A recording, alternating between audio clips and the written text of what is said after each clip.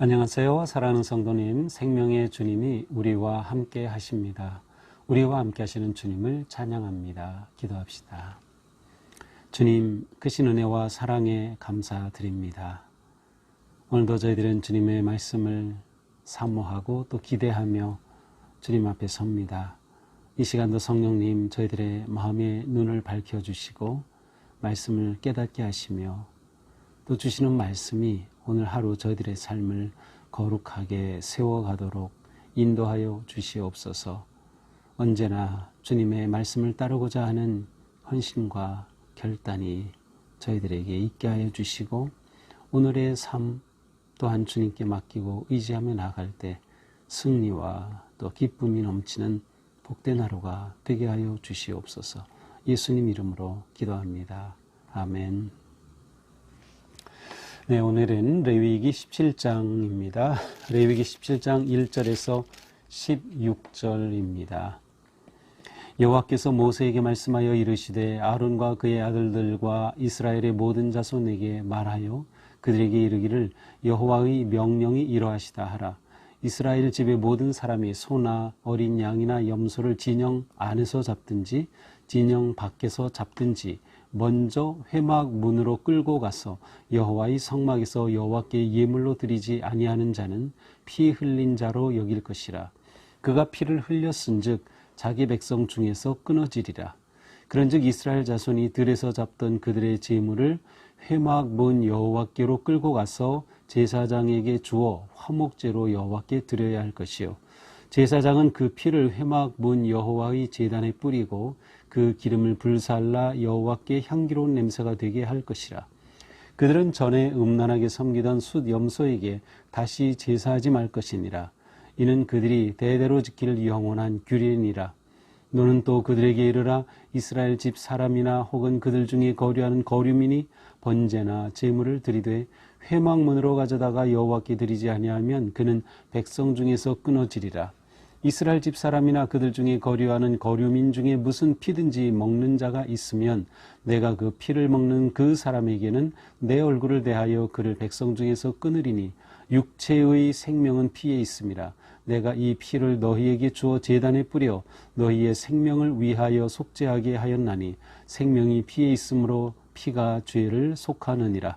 그러므로 내가 이스라엘 자손에게 말하기를 너희 중에 아무도 피를 먹지 말며 너희 중에 거류하는 거류민이라도 피를 먹지 말라 하였나니 모든 이스라엘 자손이나 그들 중에 거류하는 거류민이 먹을 만한 짐승이나 새를 사냥하여 잡거든 그것의 피를 흘리고 흙으로 덮을지니라. 모든 생물은 그 피가 생명과 일체라. 그러므로 내가 이스라엘 자손에게 이르기를 너희는 어떤 육체의 피든지 먹지 말라 하였나니 모든 육체의 생명은 그것의 피인즉 그 피를 먹는 모든 자는 끊어지리라. 또 스스로 죽은 것이나 들짐승에게 찢겨 죽은 것을 먹은 모든 자는 본토인이거나 거류민이거나 그의 옷을 빨고 물로 몸을 씻을 것이며 저녁까지 부정하고 그 후에는 정하려니와 그가 빨지 아니하거나 그의 몸을 물로 씻지 아니하면 그가 죄를 담당하리라. 아멘. 자, 벌써 이제 3월의 마지막 날인데요. 오늘 우리가 레위기 17장을 보게 되고 이제 내일부터는 또 새로운 책으로 요한복음 우리가 저번에 13장까지 했는데 또 14장부터 보게 됩니다. 자, 오늘 우리에게 주신 이 레위기의 말씀. 자, 오늘 말씀은 이제 이스라엘 백성들이 제사를 드리려면 제물을 잡아야 하죠. 그렇다면 그 제물을 잡는 곳이 어디여야 하는가에 관한 말씀, 그리고 또 동물을 제사로 드리려면 잡아서 죽이면 피가 나오게 됩니다. 그러면 이 피를 어떻게 해야 하는가에 관한 것입니다. 근데 이것이 꼭 제사를 드릴 때를 위한 것인지 아니면 일반적인 것인지에 관해서는 좀 의견이 분분합니다. 자, 한번 1절부터 보도록 하죠. 여호와께서 모세에게 말씀하여 이르시되 2절 아론과 그의 아들들과 이스라엘 모든 자손에게 말하여 이르기를 너 여호와의 명령이 이러하시다 하라. 자, 그 명령이 무엇입니까? 3절 모든 사람이 소, 양, 염소를 진영 밖에서 잡든지 진영 안에서 잡든지, 그러니까는 소나 양과 염소를 이스라엘 진영 밖이나 안에서, 그러니까 지금 현재 이스라엘 백성들은 광야에 있기 때문에 진영으로 되어 있습니다. 성이 아니고요. 그래서 성 밖이나 진영 밖이나 안에서 잡든지, 중요한 것은 먼저 4절 회막문으로 끌고 가라. 자, 그러니까 동물을 잡을 때 이것을 먼저 회막문 있는 데로 끌고 가서 거기서 여호와의 성막 앞에서 예물로 드리지 아니하는 자는 피 흘린 자로 여길 것이라. 어떤 동물을 잡든지 회막문으로 가서 거기서 잡아라 라는 것으로 볼 수 있고요. 아니면 예물을 드리려고 하면 반드시 회막문에서 앞에서 잡아야 한다라고도 볼 수 있어요. 여기서 잡는다고 하는 이 단어 자체가 둘로 다 해석이 가능하기 때문이죠. 그리고 학자들도 이쪽 저쪽으로 이렇게 분분한 것을 볼 수 있습니다. 자, 어쨌든 그거 조금 후에 생각하도록 하고요. 자, 이렇게 회막문으로 가서 잡아야 한다. 만약 이렇게 하지 않으면 어떻게 됩니까? 그는 피 흘린 자로 여길 것이라. 그가 피를 흘렸은즉 백성 중에서 끊어지리라. 자, 피 흘린 자 또한 이렇게 할 경우에 그는 백성에서 끊어진다. 끊어진다는 것은 이게 아주 엄중한 죄라는 거예요. 그래서 이러한 경우는 살인과 동일하게 취급이 되어 그는 죽임을 당한다는 그런 뜻이에요.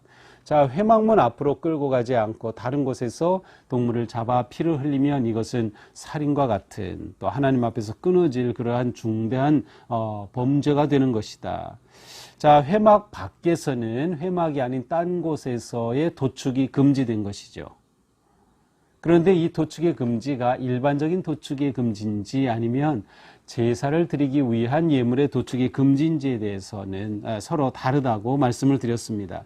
자, 어떻게 보든 동일한 본문이 이제 신명기 12장에 나옵니다. 그런데 신명기 12장에서는 회막 앞에서 잡을 수 없을 경우에는 그들의 성읍에서 잡을 수 있다라고 되어 있어요. 그래서 이것은 신명기에 나오는 말씀은 또 성읍에 들어갔어요. 그러니까 가나안 땅에 정착한 후에 그곳에서의 삶을 예견하면서 주신 그러한 말씀이죠. 이제 모세가 마지막 준 그러한 말씀인데, 이 두 가지가 같은 내용인데 하나는 회막 앞에서만 어기면 끊어진다. 또 하나는 그렇게 할 수 없이 먼 곳에 있을 경우에는 또 다른 곳에서 잡는 것도 허락이 되었다라는 거죠. 자, 이렇게 볼 때 만약 이것이 일반 도축에 관한 것이라고 하면 그 신명기의 말씀과 그대로 동일하게 해당이 되지만, 제사를 드리기 위한 희생 제물에 관한 것이라고 하면은 이것은 제사를 드릴 때로 제한되는 그러한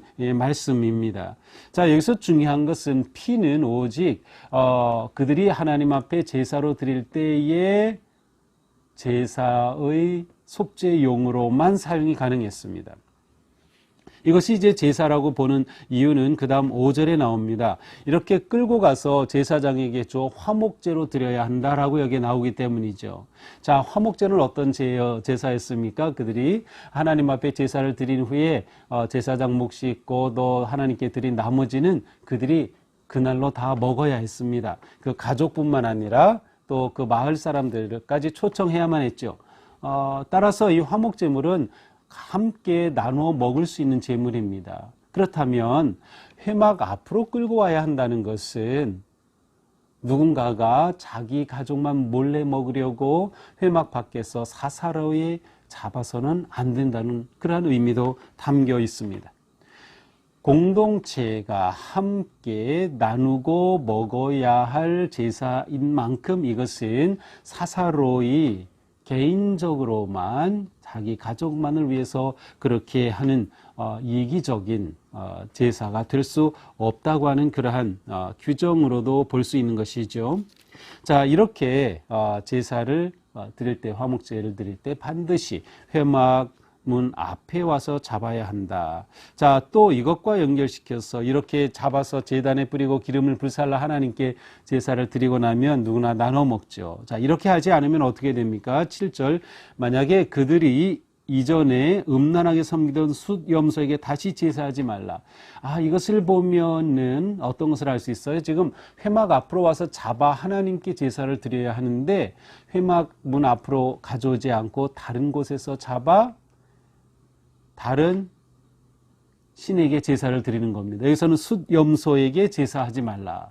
여기서 숫염소라고 하는 이것에 대해서는 그 당시에 염소가 아주 굉장히 새끼를 많이 낳잖아요. 그래서 풍요의 신으로 섬기기도 하였고 아니면 광야에 떠도는 신으로 불리기도 하였습니다. 그러니까 광야의 신에게 몰래 제사하는, 하나님이 아닌 다른 곳에 제사하는 경우를 금지하는 것이기도 했습니다. 그러니까 오직 희생의 제사는 누구에게만? 하나님께만. 그리고 피는 오직 하나님께만 속죄를 위하여 드릴 수 있는 거예요. 왜냐? 피는 곧 생명이기 때문입니다. 피는 오직 하나님께만 드릴 수 있고 하나님만이 받으시고 그것을 통해서만 속죄함을 얻을 수 있는 것이기 때문에 다른 곳에서 그렇게 몰래 다른 사사로운 방법으로는 사용할 수 없는 것이죠. 자, 이렇게 해서 제사를 위한 아니면 일반적인 도축에 있어서 회막 앞에서 해야 된다고 하는 그러한 규례의 말씀이 이제 먼저 주어졌습니다. 자, 이것은 그들 가운데는 이스라엘 백성이나 거류민 누구나 다 동일하게 해당이 된다. 8절 9절이죠. 자, 이제 10절부터는 이렇게 동물을 잡으면 당연히 피가 나오죠. 그런데 이 피를 어떻게 해야 되나? 초점은 피는 먹으면 안 된다는 것이에요. 10절입니다. 이스라엘 집사람이나 그들 중에 거류하는 거류민 중에 무슨 피든지 먹는 자가 있으면 내가 그 피를 먹는 사람에게는 내 얼굴을 대하여 그를 백성 중에서 끊으리니, 피를 먹으면 그는 하나님께서 분노하신다는 의미도 있고 그에게 적대시하겠다는 거예요. 얼굴을 대하여 적대시하겠다. 끊는다. 결국 그는 죽임을 당할 것이라고 하는 거죠. 아주 피에 대한 엄격한 기준입니다. 피는 절대로 사람이 먹어서는 안 된다는 거죠. 왜냐하면 피는 신성한 것이고 피에는 생명이 있다라고 믿었기 때문이에요. 11절에 말씀하죠. 육체의 생명은 피에 있음이라. 내가 이 피를 너에게 주어 제단에 뿌려 너희 생명을 위하여 속죄하게 하였나니 생명이 피에 있으므로 피가 죄를 속하느니라. 자, 생명이 피에 있기 때문에 피는 누구도 먹을 수 없다. 또 제사로 드릴 때 그 피가 생명이기 때문에 우리 인간의 죄로 인하여 죽어야 할 것을 대신하여 속죄제로 드려질 수 있을 뿐입니다. 그것을 먹으면 안 되는 거죠. 생명을 먹는다? 그것은 곧 죽인다고 하는 것이죠. 그래서 이것은 하나님 앞에 살인과 같은 동일한 죄와 되는 것이에요. 생명은 하나님이 은혜로 주신 것인데 그것을 인간이 먹어서는 안 된다. 피의 주인은 하나님이시에요. 하나님만이 피를 받으셨고 그 피를 받으시고 속죄해 주셨던 것이죠. 피는 거룩하다, 신성하다. 피는 생명이고 오직 생명은 하나님이 주신 것이기에 피를 함부로 대할 수 없었던 것이죠. 피를 섭취한다는 것은 생명의 주권자이신 하나님을 모독하는 행위로 인정되었던 것입니다. 그러므로 피를 먹으면 안 되는 것이죠. 자, 그 다음 12절. 그러므로 내가 이스라엘 자손에게 말하기를 너희 중에 아무도 피를 먹지 말며 거류하는 거류민도 피를 먹지 말라. 예, 이스라엘 백성뿐만 아니라 그들과 함께 거주하는 그 원주민들도 그렇게 해서는 안 된다. 자, 13절입니다. 이것은 이제 일반적인 사냥과 도축인데요. 모든 이스라엘 자손이나 그들 중에 거류하는 거류민이 먹을 만한 짐승이나 새를 사냥하여 잡거든 그것의 피를 흘리고 흙으로 덮을지니라. 이렇게 먹을 만한 짐승은 정한 짐승이에요. 앞에서 우리가 봤죠. 정한 것, 부정한 것. 사람이 먹을 수 있는 것, 굽이 갈라져야 하고 되새김질하는 것은 먹을 수 있었어요. 이렇게 정하게 된 것만을 사냥해서 또 먹을 수 있는 거죠. 이렇게 도축을 할 경우에도 역시 그 피를 어떻게 합니까? 먹으면 안 돼요. 그래서 그 피는 땅에다가 흘리고 흙으로 덮어야 한다. 피의 주인은 하나님이시기 때문입니다. 14절 모든 생물은 그 피가 생명과 일체라. 그러므로 내가 이스라엘 자손에게 이르기를 너희는 어떤 육체의 피든지 먹지 말라 하였나니 모든 육체의 생명은 그것의 피인즉 그 피를 먹는 모든 자는 끊어지리라. 그러니까 간단해요. 어떤 피도 먹지 말라. 피를 먹으면 끊어진다. 왜? 피는 곧 생명이고 하나님이 그 생명의 주인이시다. 하나님만이 피의 희생 제사를 받으신다. 너희가 그 피를 먹으면 곧 생명의 주인이신 하나님을 모독하는 것이 된다. 그렇게 되면 끊어진다. 죽임을 당한다는 것이죠. 15절 또 스스로 죽은 것 들짐승의 귀에 찢겨준 것을 먹은 자는 본토인 거류민 모두 부정함으로 옷을 빨고 물로 몸을 씻어야 하며 저녁까지 부정한 후에 정하게 될 것이다. 그렇게 하지 않으면 그 죄를 담당해야 한다. 예. 이것은 이제 사람이 의도적으로 도축해서 사냥해서 잡은 것이 아니라 야생 동물 가운데 정한 먹을 수 있는 것들이 자연사 했을 수도 있고 다른 다른 그 맹수에게 물려 죽은 것일 수도 있어요. 자, 이때 피를 완전히 제거해야 되는데 그렇게 하지 못한 것이에요. 따라서 이런 고기를 먹었을 경우 그 사람은 부정해진다라고 하는 거죠. 그래서 그 부정함에서 정하기 위해서 옷을 빨아야 하고 목욕을 해야 한다라는 규정입니다. 자, 이처럼 피를 먹는 것에 관한 것 그리고 동물을 도축하는 것에 관한 규례가 바로 17장에 나와 있습니다. 자, 이 말씀을 보면서 문득 그 초대교회의 그 말씀이 떠오릅니다. 초대교회에서는 이제 누가 그리스도인이 될 수 있는가를 놓고 이제 처음에는 유대인이었지만 비유대인 이방인에게도 복음이 전해지면서 과연 그들도 할례를 받아야 되느냐라는 그런 문제가 있었어요. 그래서 이 초대교회에서 그것에 관한 회의를 하면서 결론을 내리죠. 예수 그리스도를 믿는 그리스도인이 되기 위해서 할례가 조건이 될 수 없다. 하지만 그들이 네 가지를 결정을 했어요. 그 네 가지를 보면 사도행전 15장 29절인데 우상에게 바쳐진 제물은 먹지 말아야 한다. 피는 먹으면 안 된다. 또 목매어 죽인 짐승도 먹으면 안 된다. 또 음행을 하면 안 된다. 이 네 가지를 구약의 규례 중에서 그리스도인이 되기 위해서 지켜야 할 조건으로 초대교회가 정했습니다. 자, 그런데 이후에 또 고린도서에 가보면 사도 바울은 이것조차도 또 새롭게 적용합니다. 우상의 제물은 먹을 수 없는 것인데 고린도전서 8장 4절에 가서 보면 바울은 먹을 수 있는 것으로 얘기를 해요. 그러나 조건이 있어요. 만약 내가 우상의 제물을 먹는 것이 누군가에게 실족하게 하면 그렇게 되면 그것은 먹지 말아야 한다. 그러나 그러한 경우가 아니라면 먹을 수 있는 것으로 이야기를 합니다. 결국 이 음식의 섭취, 특별히 동물을 먹는 이것에 있어서 사도 바울은 그것이 공동체 신앙을 지키는 것에 유익하냐 아니냐 하는 그러한 관점에서 보았고요. 우상에게 드려진 제물이지만 이 당시에 그 유대 지역 또 이방 지역에서 대체로 이제 시장에 나오는 그러한 그 정육을 위해 정육점으로 쉽게 말하면 나온 그 고기들은 전부 먼저 우상에게 바쳐진 뒤에 시장으로 나오기 때문에 우상에게 바쳐지지 않은 고기를 찾는다는 것은 쉽지가 않았습니다. 아마 그러한 점에서 사도 바울은 또 새롭게 적용된 그러한 해석을 한 것이 아닌가 하는 생각을 해봅니다. 자, 오늘 말씀을 보면서 우리는 동물을 제사를 위해 죽여 피를 흘리는 일과 그것은 반드시 회막 앞으로 와야 한다는 것과 그 다음에 피는 먹을 수 없다는 것. 자, 이것을 우리가 이 시대를 사는 우리가 적용한다는 것은 그대로 적용하는 것은 무리이죠. 왜냐하면 이 시대는 우리가 직접 도축을 하지도 않고 또 뭐 이렇게 할 수 있는 그러한 상황도 아니에요. 문화 자체가 또 이미 음식 문화가 다 다르기 때문이죠. 자, 그런데 우리는 오늘 본문에서 무엇을 생각해 봐야 하냐면 예수님의 말씀을 생각해 봐야 합니다. 그리고 오늘의 말씀이 제사와 연결되어 있다는 점, 그리고 이 제사에서 피 흘림은 속죄와 관계되어 있다는 것이에요. 그래서 이러한 의미를 우리가 생각해 볼 때 우리는 요한복음 6장에 나오는 예수님의 말씀을 좀 볼 필요가 있습니다.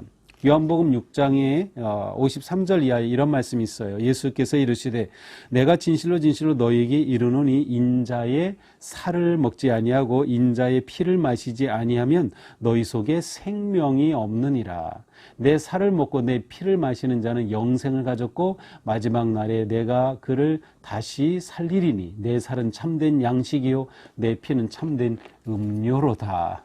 정말 끔찍한 그런 말씀이에요. 예수님이 내 살을 먹고 내 피를 마셔야 한다.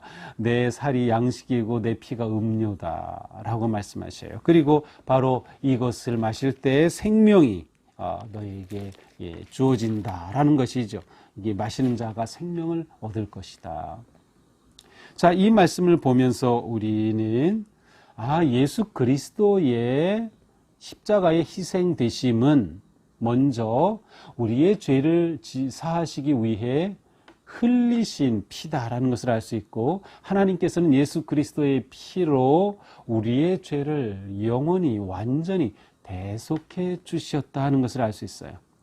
그래서 우리는 예수님이 바로 이러한 구약시대의 피 흘림으로 사함을 받는 이 모든 율법을 우리를 위해 완성해 주셨음을 알 수 있어요. 더 나아가서 피는 먹을 수 없다고 했는데 예수님이 내 피를 마셔야 된다. 내 살과 내 피를 마셔야 한다고 말씀을 하심을 통해서 피가 생명이죠. 그 생명을 마셔야만 우리가 영원한 생명을 얻는다고 하는 그러한 의미를 말씀해 주셔요. 그러니까 여기서 예수님이 내 살을 먹고 내 피를 마시라고 하는 것은 정말 예수님의 살과 피가 아니라 예수님께서 우리를 위해 십자가에서 흘리신 그 대속의 은혜를 예수님을 우리가 믿고 받아들여야 한다는 것을 그렇게 표현하신 거예요. 우리가 먹고 마신다는 것은 예수님을 믿어 내 안에 생명의 주님으로 영접하는 것을 의미하는 것이죠. 그렇게 될 때 우리는 참된 생명을, 영원한 생명을 얻게 되는 것입니다. 그렇습니다. 예수님이 우리를 위한 유일한 생명의 빵과 포도주와 같은 그러한 음료가 되신다. 자, 우리는 이것을 성찬식을 통해서 그 의미를 매주 되새기고 있습니다. 성찬식을 할 때마다 이것은 생명의 떡이다, 생명의 피다라고 하죠. 이것을 받아 먹고 마실 때 우리를 위해 흘리신 예수님의 그 놀라운 사랑을 우리가 확인하게 되고 다시금 고백하게 되고 우리에게 주신 영원한 생명을 감사하게 되는 것이죠. 그러므로 그리스도의 피가 아니면 구원은 없다. 우리는 예수 그리스도의 피를 먹고 마심으로 곧 예수 그리스도를 믿음으로 영원한 생명을 얻었다라고 하는 것이에요. 그러므로 오늘 말씀을 보면서 우리는 예수님이 이 구약의 이 힘든 규례를 우리를 위해서 완성해 주셨구나라는 것을 깨닫게 됩니다. 또한 우리는 오직 하나님만 우리의 주인으로 섬겨야 한다. 피를 먹지 말아야 하는 것 중에 이유 중에 하나는 내가 피를 먹는 것은 피의 주인이신 하나님을 인정하지 않는 것과 같은 것이에요. 그래서 끊어지는 거죠. 죽임을 당하는 것이에요. 하나님이 모든 생명의 주인이시고 하나님이 또한 나의 주인이 되신다. 그래서 오직 하나님만 생명의 주님으로 섬기고 예배해야 하는 겁니다. 그러기 위해서 불법 도축을 금지한 거죠. 오직 회막문 앞에서만 도축하도록 했던 것이죠. 자, 우리의 삶은 예수 그리스도를 통해 주신 영생과 부활의 삶입니다. 우리는 바로 이것을 바라보고 희망합니다. 이 믿음이 있기에 우리는 어떤 고난에서도 넉넉히 이겨낼 용기와 힘을 얻게 되는 것이죠. 우리는 또한 사도 바울의 말씀도 생각하게 됩니다.